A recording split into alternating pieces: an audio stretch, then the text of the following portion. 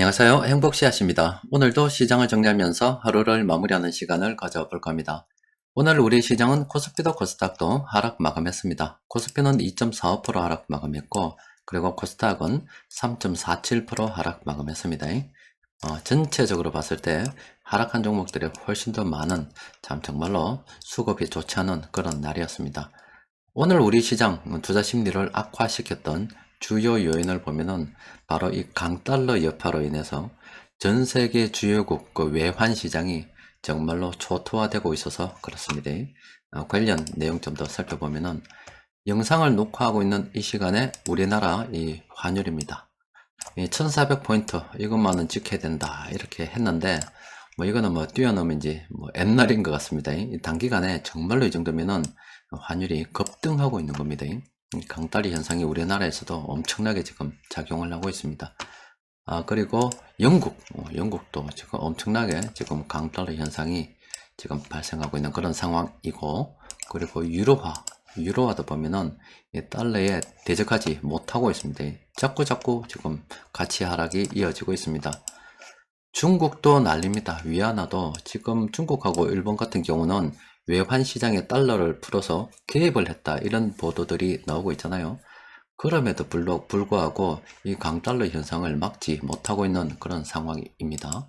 일본 엔화 같은 경우는 중국보다 상황은 좀 낫습니다만은 역시 좋지 않죠. 지금 전 세계 모든 주요국 외환 시장에서 이 강달러 여파가 완전 막 쑥대밭을 만들고 있는 중입니다. 저렇게 강달러가 문제가 되는 것은 저렇게 환율이 높아져서 해외로 이렇게 자꾸 높아져서 장벽이 생기게 되면은 이 장벽을 넘고서 그 각 국가들에 들어가는 이 수입품들이 있잖아요. 이 물가가 높아질 수밖에 없습니다. 이 외환시장 때문에 그렇습니다. 원자재 가격이 하락한다 하더라도 이 외환시장 이 영향으로 인해서 수입된 이 물가들이 높아질 수밖에 없어요. 그럼 당연히 2차, 3차, 4차 계속 연결되면서 그 나라의 물가를 전체적으로 다 끌어올리는 이런 현상을 초래합니다. 그렇게 되면 또 당연히 금리 인상에 대해서 또 생각해야 되는 거고, 그럼 또 수요 위축 경기 침체에 대해서 생각해야 되는 여러 가지 후일의 문제들이 생긴다 이 말입니다. 그래서 그 시초가 되는 게 이 외환 시장이라는 이 장벽인데, 이것으로 인해서 여러 가지 문제들이 뭐 꼬리를 물고 계속 나타나기 때문에 사람들이 두려워하고 있는 겁니다. 그러면은 지금 연준이 계속 강달러 이렇게 금리를 높여가고 빠른 긴축을 갖다가 하는 이유를 갖다가 우리는 다 알고 있죠. 뭐 물가가 높아지면 통제가 안 되기 때문에 그런 건데, 그럼에도 불구하고 연준에서 제목에서 보시는 것처럼 이 연준의 긴축 이 질주를 멈추게 할 수 있는 유일한 게 과연 뭔가, 그게 바로 있습니다.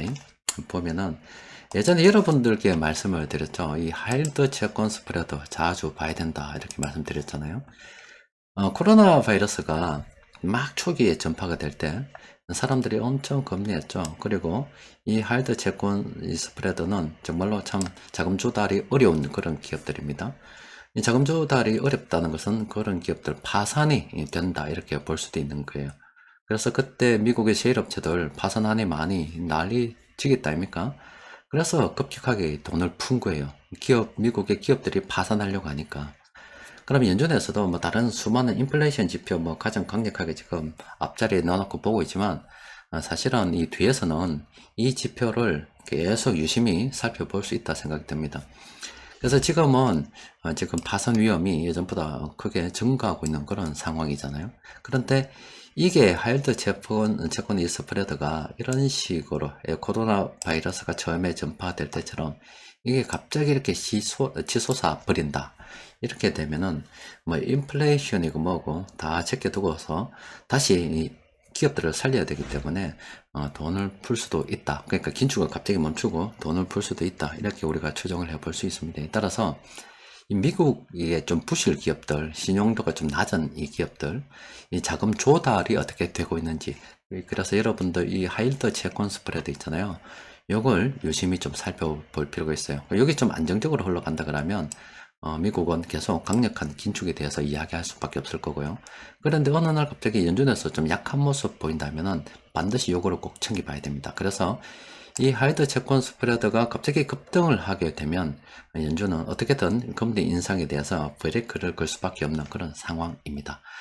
여타 현재 전 세계적으로 앞서 본 것처럼 전 세계 외환시장이 강달러 현상으로 인해서 정말로 초토화 되기 직전입니다. 뭐 실제 그렇게 초토화되고 있다라고 보는 게 맞는 거고, 그래서 우리 시장도 그 영향을 받아서 이 투자 심리가 굉장히 지금 악화되어 있다라고 볼 수가 있죠. 정말로 한마디로 정의한다면은 공포가 지배하는 시장이다, 이렇게 볼 수가 있습니다. 오전 시황에서 정리해드린 것처럼 우리가 그 주식 기억은 정말로 그 책으로 읽을 때는 정말로 재밌게 볼 수가 있습니다. 우리 살면서 또 여러 가지 기억들 많이 보잖아요.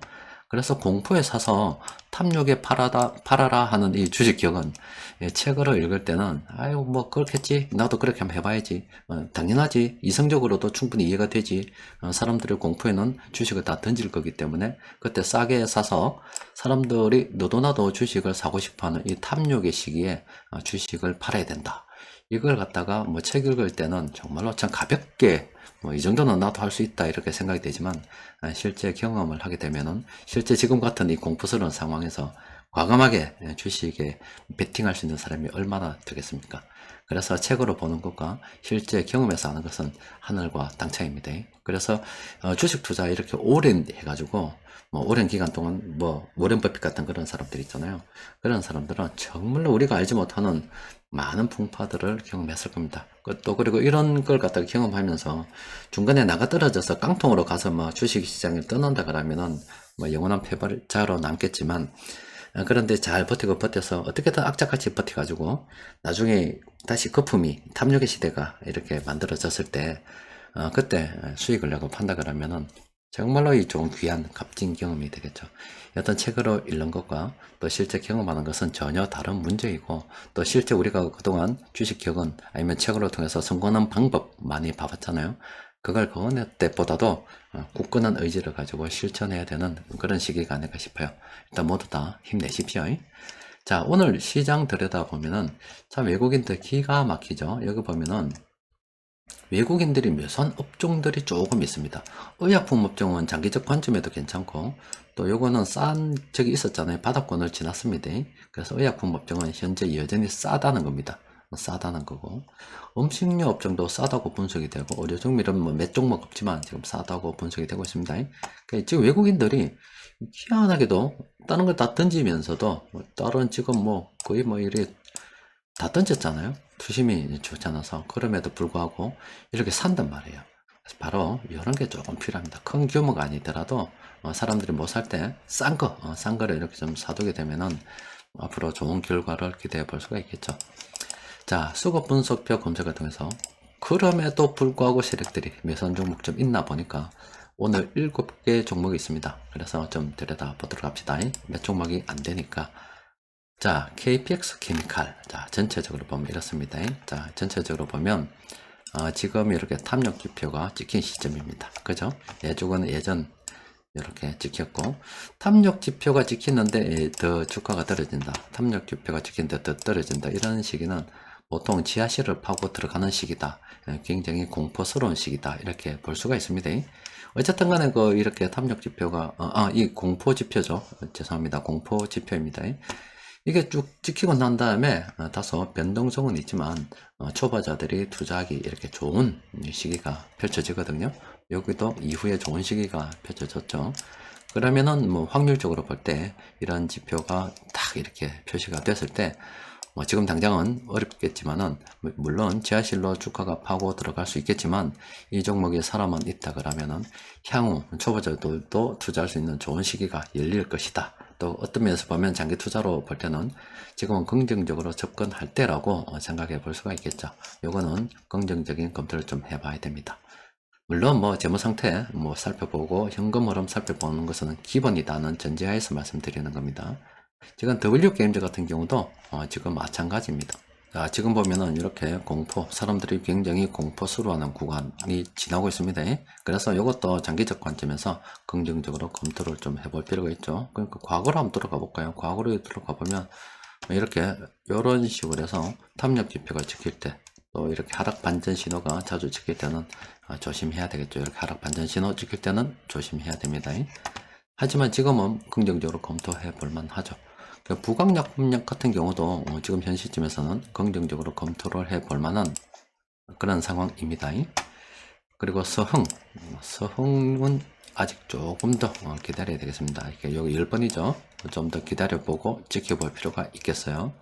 세방전지 같은 경우도 좀 더 지켜봐야 되겠고요. 유나이티드 제약도 좀 지켜봐야 됩니다. 그리고 한국 항공우주는 끝났다. 이렇게 장벽이 하나 세워졌습니다. 탐력 지표가 딱 세워졌어요. 이때는 이제 이후에는 끝났다. 일단 초보자 가능, 일단 안 된다. 이렇게 보시면 되겠습니다.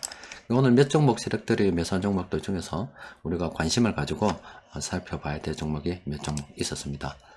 그리고 변곡점 지표를 통해서 좀 정리를 좀 해보니까 지금 넥센타일 같은 경우는 단기적으로 좀 많이 올라서 좀 조심해야 되는 상황이고, 뭐 한 며칠 전에도 말씀드렸죠. 이거는 좀 지켜보다가 색깔이 이런 식으로 파란색으로 접어들었고, 그리고 어느 정도 기간이 지난 후에 세력들이 매수하는 모습이 포착이 된다 그러면은 이건 단기 투자 병행할 수 있는 그런 상황이다라고 볼 수가 있겠죠. 빅솔로는 지금 들어가 막 큰일 납니다. 세방도 단기적으로 많이 올라서 지금 조심해야 되겠죠. 그리고 한국정보통신도 안 됩니다. 갑자기 이렇게 급등할 때는요, 뭔가 아마 이게 들어온 겁니다. 세력들이 들어와서 물량을 시원하게 털어먹고 가는 거기 때문에 지금 접근하면 참 곤란합니다. 그리고 한솔재질 같은 경우도 지금 접근하면 좀 곤란한 그런 상황입니다. 우선 이 강달러 여파로 전 세계 주요국 외환 시장이 초토화가 되고 있습니다. 미국도 여유가 있으니까 지금 저렇게 뭐 금리를 빨리 올리고 이런 식으로 뭐 호기를 부릴 수 있는 건데, 연준도 약해질 수밖에 없는 게 경기 침체를 유도하지만 이런 식으로 정말로 이 신용이 약한 이 기업들이 폭망하는 단계에 접어들게 되면 갑작스럽게 이런 금리 자금 조달이 굉장히 힘들어지게 되면은 연준의 자세가 바뀔 수도 있습니다. 그래서 지금 인플레이션, 뭐 경기 침체 여기 다 꼽혀가지고 있지만 그 내부적으로 요 부실 기업들 자금 조달이 좀 어려운 이런 신용도가 낮은 기업들, 저 기업들의 자금 조달 금리가 어느 정도 되는지 요건 우리가 꼭 관심을 가지고 살펴봐야 될 것 같아요. 여하튼 연일 뭐 시장에서 좋은 소식이 하나도 없는 정말로 공포스러운 이런 시장이 계속 분위기가 이어져 가고 있습니다. 자, 이럴 때 힘내야 됩니다. 자, 오늘도 여기까지 정리하도록 합시다. 이상입니다.